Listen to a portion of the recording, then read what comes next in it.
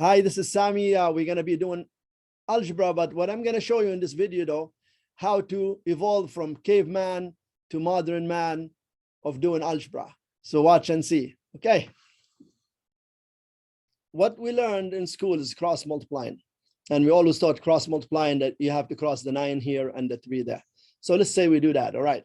So we're going to do it the caveman way. So 3 goes there, the 9 goes there. So that gives me 3 times 2x is 6x, and 9 times 8 is 72. So that's what we get. And then we divide both sides by 6, and we get x equals 12. Yeah.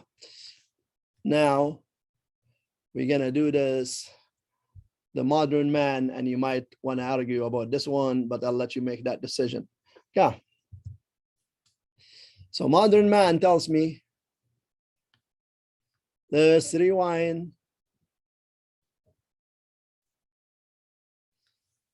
So what I tell you to, and some mathematicians, they arrive to this on their own, like they just see it works. Now the way I do it in one shot. I go then so I do it in one shot. I go, the 9 goes there, and the 2 goes there.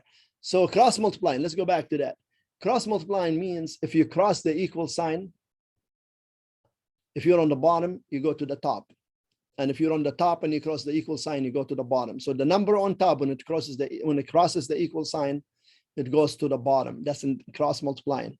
So that's different from what we did in the earlier slides. So this here means the 2, it's on top, it's going to go to the bottom. And the 9 is on the bottom, is going to go to the top.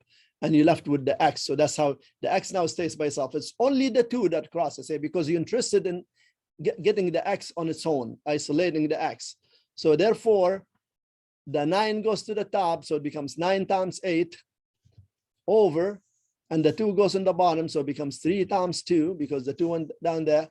Now, for me, I like to reduce right here. The 3 goes into itself once, it goes into 9 3 times. 2 goes into itself once, it goes into 8 4 times. Now 3 times 4 is 12, and you have 1 on the bottom. You don't have to write that 1 on the bottom. So that is the way I would do it, and it's a lot faster. It's one step, you get everything isolated, you get the x isolated. So in one step, you isolate the x. Okay, so now let's go to another question, and we'll do it the caveman, or what I think it's a caveman way of doing it. So here's caveman, or what we learn in school. So what we learn in school is that you cross this way, and you cross the 2 that way. So now you have 30 equals 5x. Then you divide both sides by 5. That cancels, x equals 6. So let's just rewind. We're evolving now. So look at this. As I said earlier,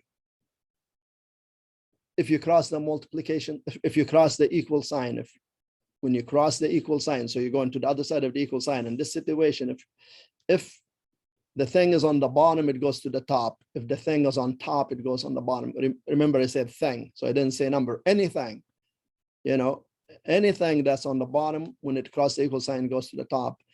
And if it's on top, when it crosses the equal sign, it goes to the bottom. Now I want to isolate the x again. Okay. But the x here is on the bottom. And if I want to isolate x, definitely I want it to be on top. So what's going to happen? These guys, both of them going to cross, and this is going to cross there.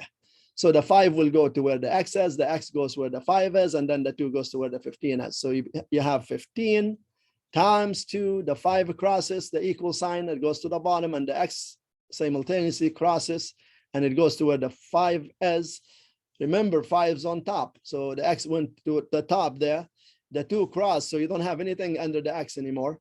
And now just reduce the 5 in itself once, and then it into 15 3 times. So x equals 6. One more question.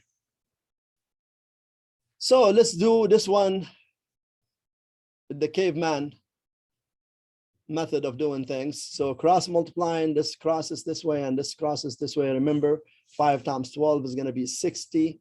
And when the x plus 1 crosses, you're going to have 6.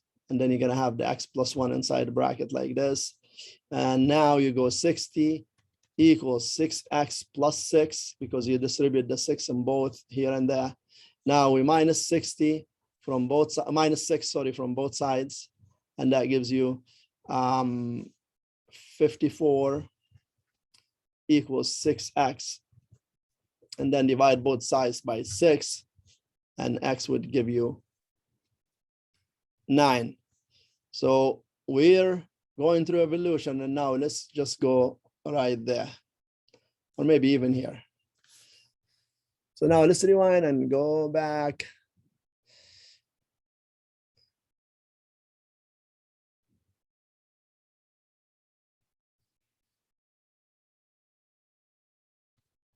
As we evolve algebraically, that's what we should be doing.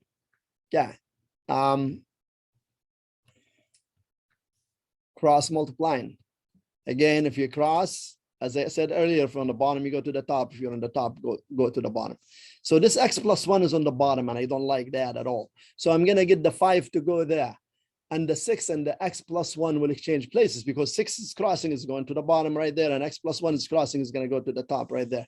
So what are we going to have? We're going to have 12 times 5 over 6, and the x plus 1 goes to where the 6 is. Now, reduce, that gives you 1. That gives you 2. Now, 2 times 5 is 10, and you have 1 on the bottom. You don't even have to write that. Equals x plus 1.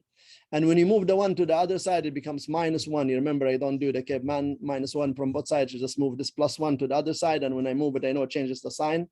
So that's modern man x. And therefore, x equals 9.